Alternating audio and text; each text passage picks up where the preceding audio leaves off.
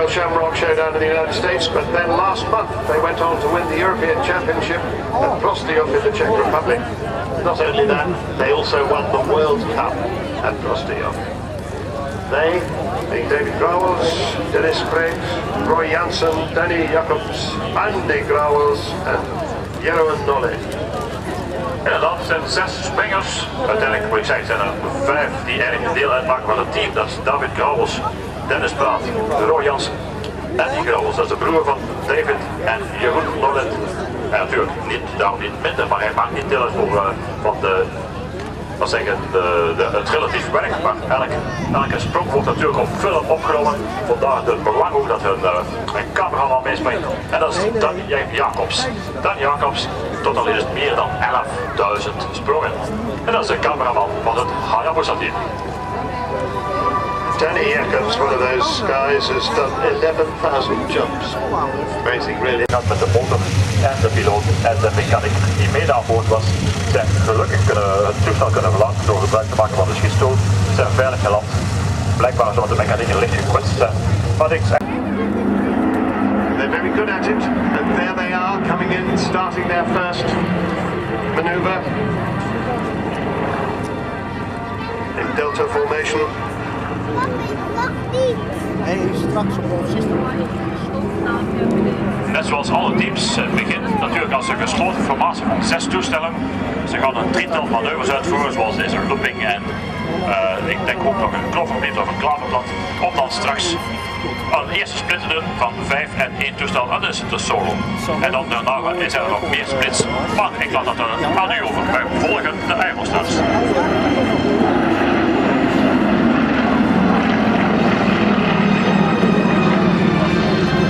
So there you see the modern Sukhoi 29, one of the newest aerobatic aircraft in the lead there, and the old Yak-50s, which nonetheless won 3 World Aerobatic Championships in the hand of the Russian team.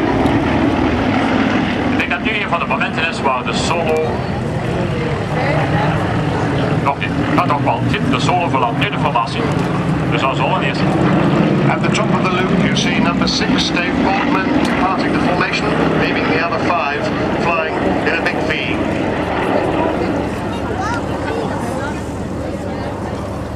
So as they go round into a flat 360 turn, numbers 4 and 5, that's Andy Hammond and Mark Levy, move into form, long arrow. En dan een formatie die we gezien hebben, de pijlformatie. Dus hij verandert van een V-formatie naar een pijlformatie. And there they are, a lovely photo, beautiful formation from the Eurostars. And as they complete... De neus met de motor vooraan is natuurlijk veel zwaarder. Komt naar beneden gevallen, terug snelheid oppikken. Een beetje solo demonstratie van de Jak 50.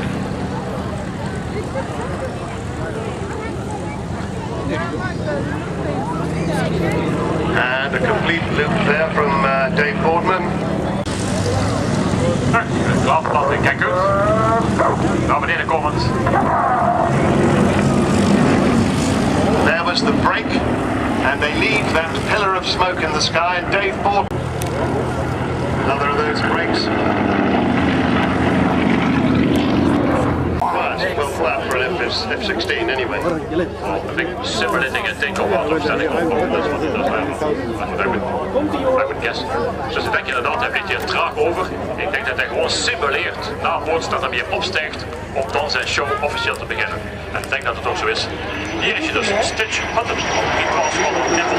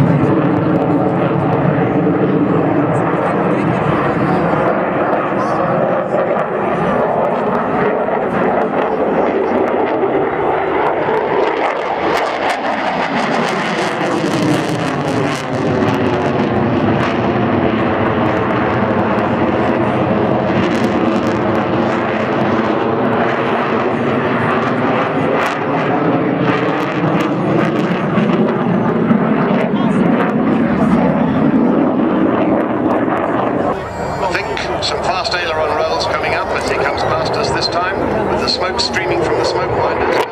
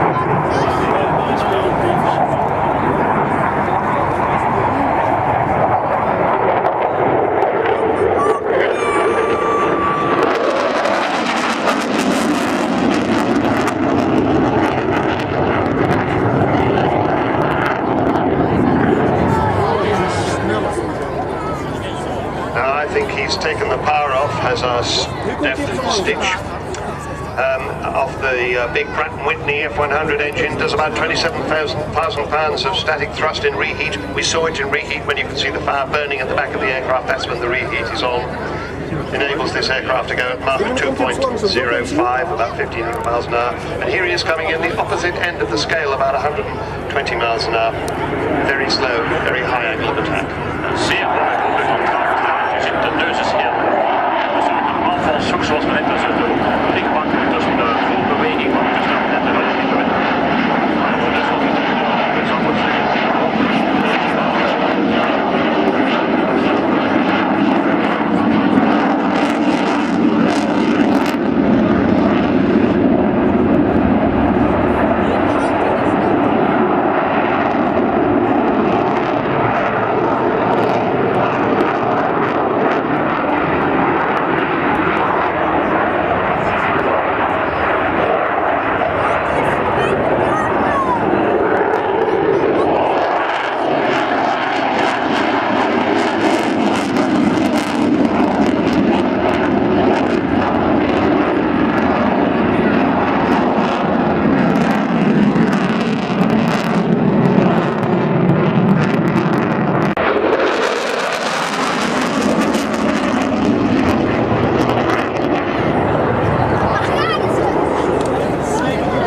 Less than the speed of sound because he's not allowed to do that. That aeroplane can go twice that fast. Oh, zie je. Ze kunnen ook de bovenkant van het toestel een keer afschouwen.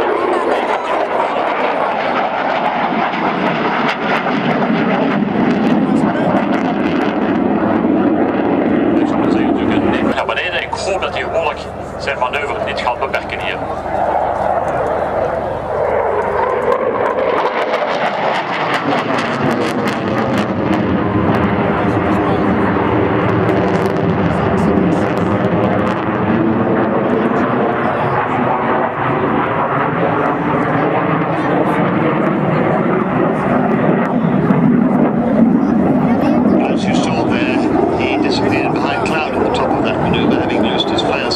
Jammer, Ruben. Ja. There's one. There's two.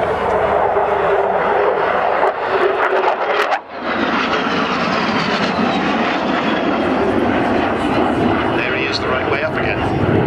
At this stage. Yes, he is down.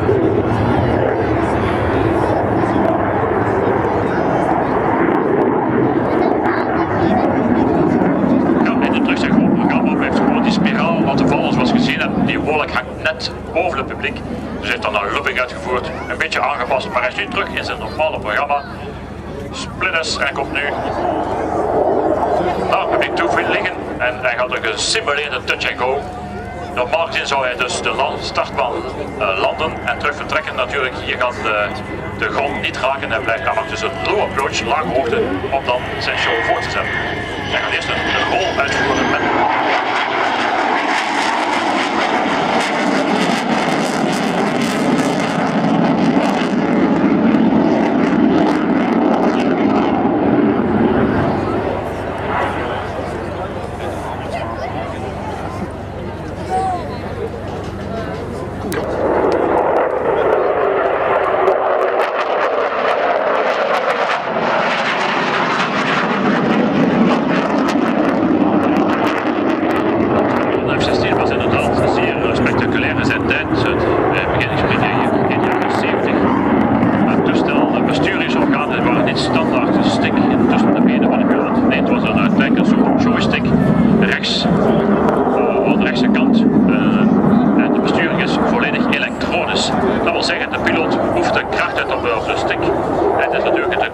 Die dan de beste uitslag van de rolroer en de hoogteroer gaat berekenen om het toestel optimaal te laten vliegen in een onstabiele toestand.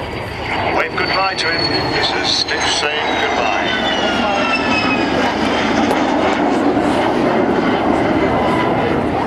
Mooi hè?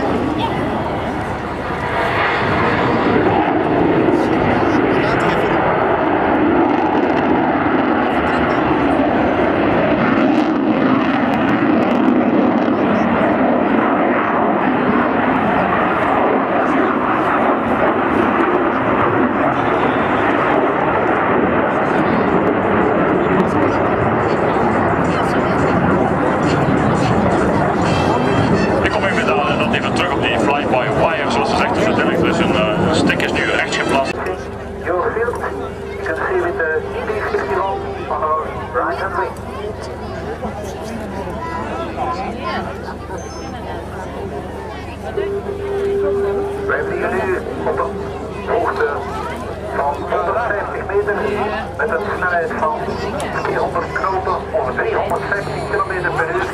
Zowel geschikt voor de vliegtuig zoals direct verbukkeld als de Boeing 737. Van de vliegtuig zijn er 16.000 gebouwd. Van deze Boeing 737 aan de redding toespreng zijn er 7.000 gebouwd en meer dan 10.000 besteld. De 7 hebben daartoe de kreuvelklippen uitgelaten en uiteraard zoals ik kan zien het man is gesteld.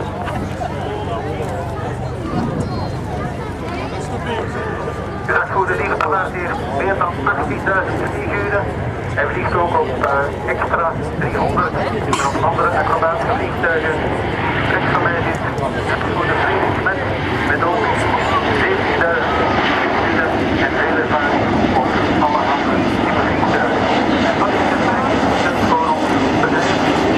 Kijk, in enkel luchtvaartmaatschappij waren zoveel mensen die zelf vliegen, zowel in managementfunctie als in de vliegoperatie actief zijn.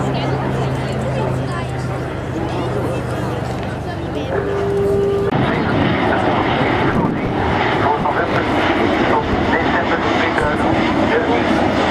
Wij hebben ook zijn dat we nu ook allemaal weer Boeing vertraagd met de levering. Anders waren wij hier van start al met dat toestel kunnen komen vloeten.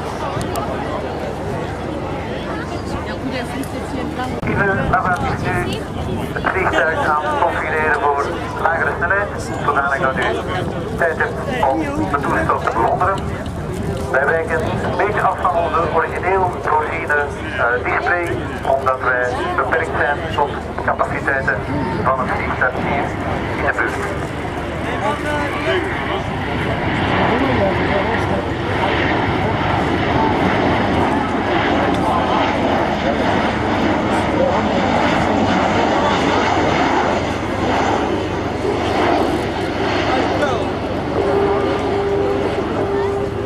Met zijn verbruik en zijn ecologische footprint is het vliegtuig tot de zuinigste en de properste van de huidige 40 passagiers op ons pakte. Die moeten vertrekken naar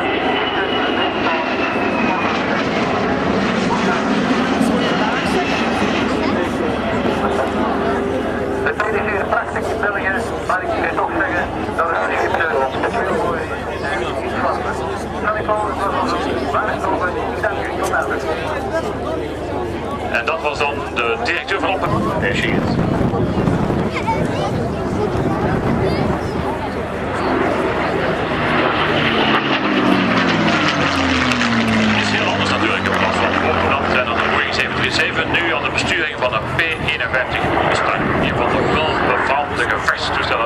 van de jaren 40.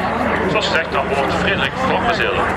Meer dan 10.000 uren ervaring, waarvan een groot deel op dit soort toestel. Niet alleen de Mustang, hij vliegt een hele reeks van oldtimer toestellen als eigenaar van Fast Aero BVBA.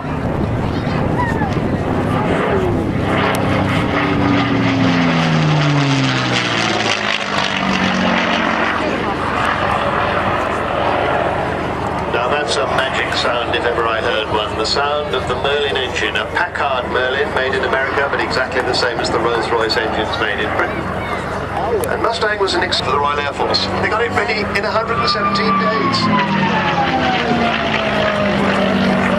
Inderdaad, zeer verwonderenswaardig.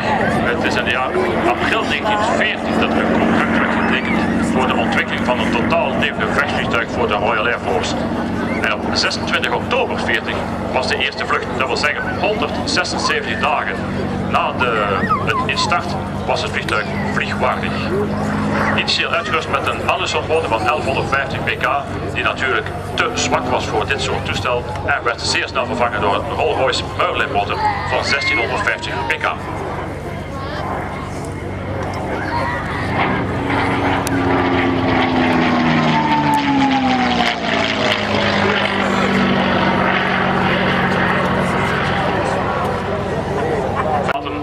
Ook de laatste aanpassingen is gebaseerd op andere toestellen, is gelimiteerd voor.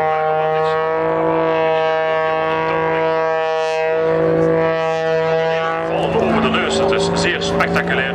Natuurlijk de capaciteit van het toestel.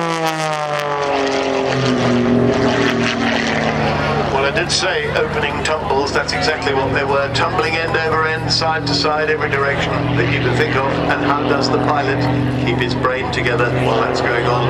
I don't know. Torque roll. The aircraft's almost stopped, but it's still rolling. It's going backwards, still rolling. A beautiful torque roll. Keeping that is extraordinary control. Mooie controle, dus spectaculair. Terug naar beneden. Hoe dat het toestel zelf gebruik maakt van de stroming van de schroef, dat het toestel nog altijd bestuurbaar is, zodat hij nog altijd de rolls kan uitvoeren aan snelheid nagenoeg wil. Look at that, he's going forward and tumbling sideways. And that noise like an angry bee is the Avco Lycoming modified engine. You'll not be surprised to hear IO540. It's a 9-litre engine. It's a flat six cylinders, 3 each side, horizontally opposed, and about 340 horsepower. That's an awful lot of horsepower for a very light aeroplane. Weighs less than a small.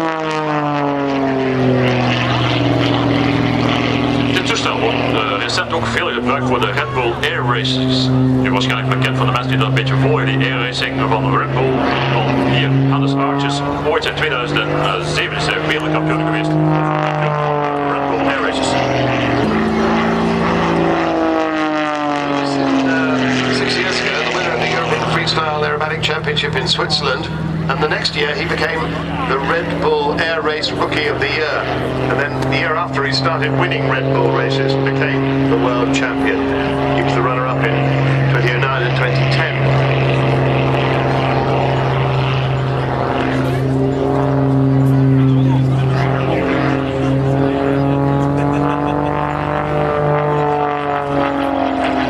To say that Hannes Ark is just an incredible aerobatic pilot, but I also think he's slightly balmy. He's a base jumper. That means buildings, antennae, spans, i.e. bridges, and earth, i.e. cliffs. So base jumping.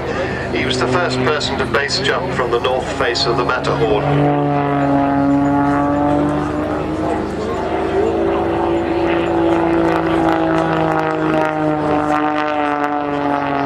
Negative G there, he's on the outside of that, pushing up. Of course, no G-suits, and G-suits don't help you for negative G anyway. It's gone all the way around that loop, rather 3/4 of it, on the outside.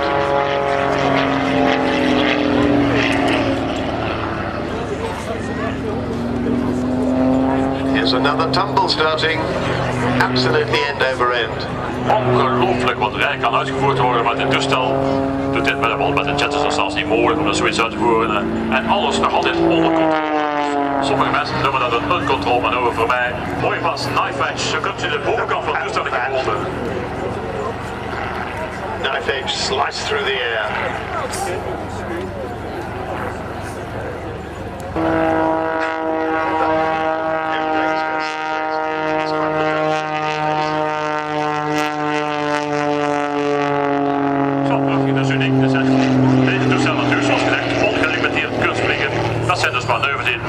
De meeste toestellen niet kunnen uitgevoerd worden, toch praktisch uitgevoerd door Hannes hier. And that's the end of his show. It's coming in to land from the left, Hannes Ark from Salzburg, and the absolutely amazing Edge 540. Prachtige familie van toestellen die we hebben kunnen bewonderen in dit kunstvliegen. Ja, en en dan natuurlijk hier deze Edge 504.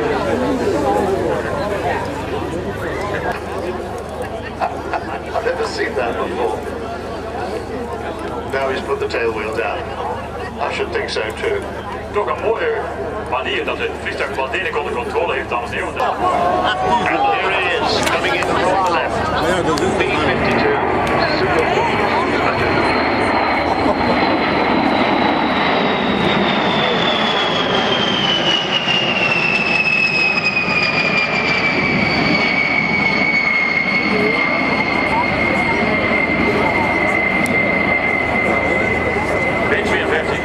Dat is het laatste model dat in 1961 operationeel werd, komende van het 20e Bombersquadron met Barksdale Air Force Base in Louisiana in de States natuurlijk.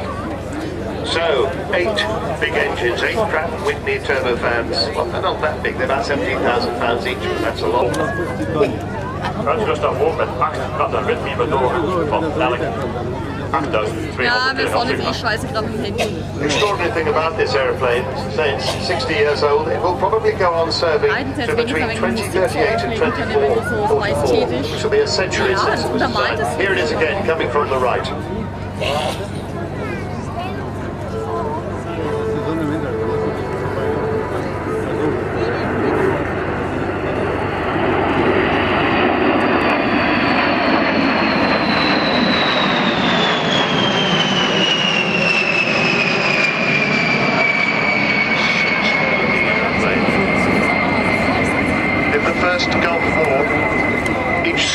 Carried 51 750-pound bombs, 17 tons of bombs, and each sortie lasted 17 hours. During that war, the first Gulf War, the US dropped 55,000 tons of bombs, and 22,000 tons of those were from B-52s. During that same war, they carried conventional air-launched cruisers. In dit geval we zullen dit toestel niet dikwijls zien in het Belgische luchtruim. Well, I heard him cleared to go to Kleine-Brogel, but he's decided he can't leave us. You have another go at the B-52, the great Buffy. It's going to whiz past, well, it's going to fly past us anyway. It just looks as if it's going very fast. It is subsonic, 630 miles an hour is its maximum speed. But here we are again, Big Buffy.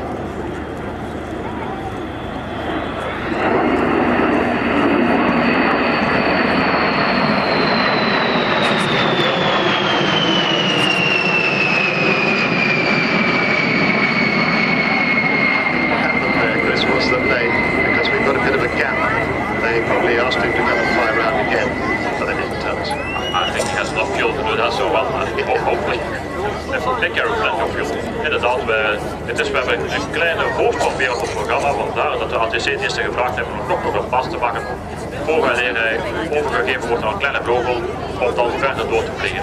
Terug.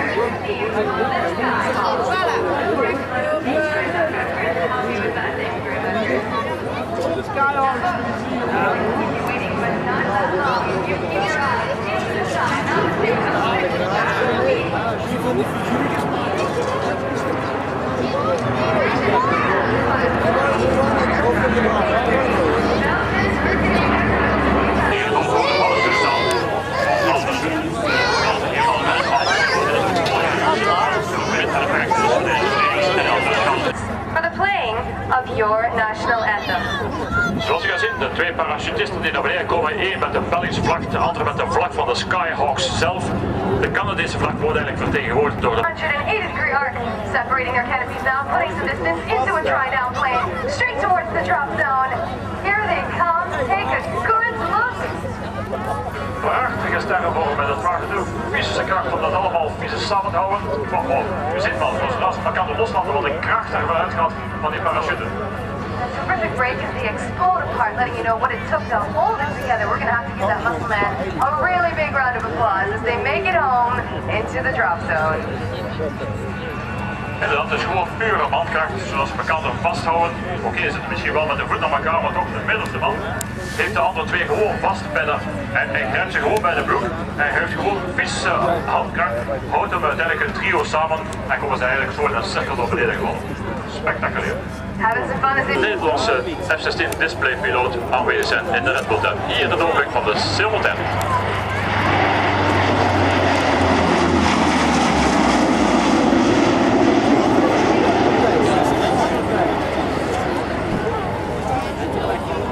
That's a pretty venerable aeroplane as well.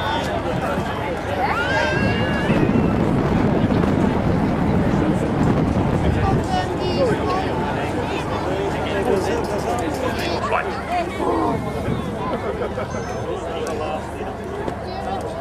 From your left.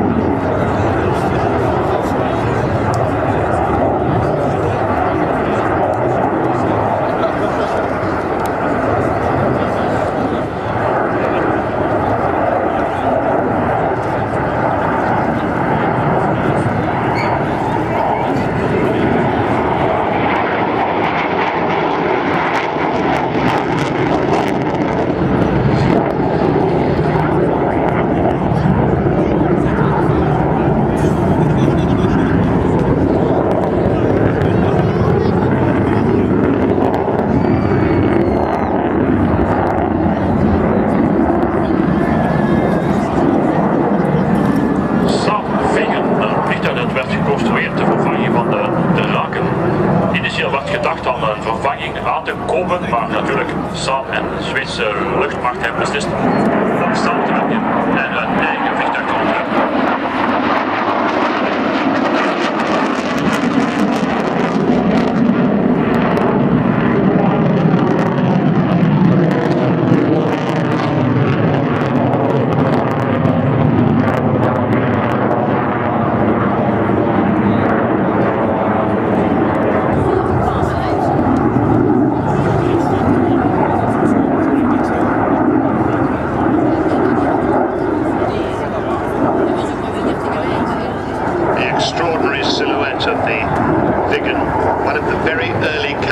That's that wing at the front which replaces the tailplane.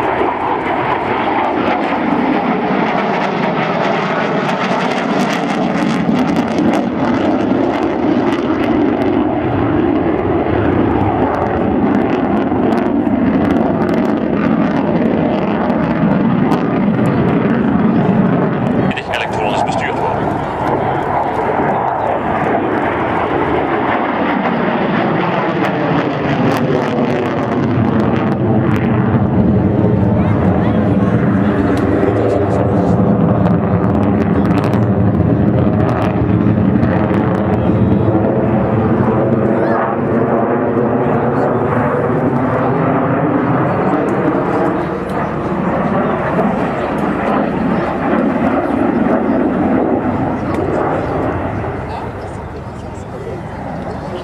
So it's a single-seat, single-engine, short-medium range fighter and attack aircraft made between 1970 and 1990. It's a very robust aircraft, good short runway performance, and you could operate it from many specially prepared road surfaces to reduce the vulnerability to attack in the event of war. You can make short landings at fairly low angles of attack to avoid damaging improvised runways. Also designed from the beginning to be easy to repair and service, even for personnel without much training. Men kan nu zien een trage doorvlucht door dat die delta en ook aan de kleine kanaars dat er dus landingskleppen zijn. Trage snelheid omdat die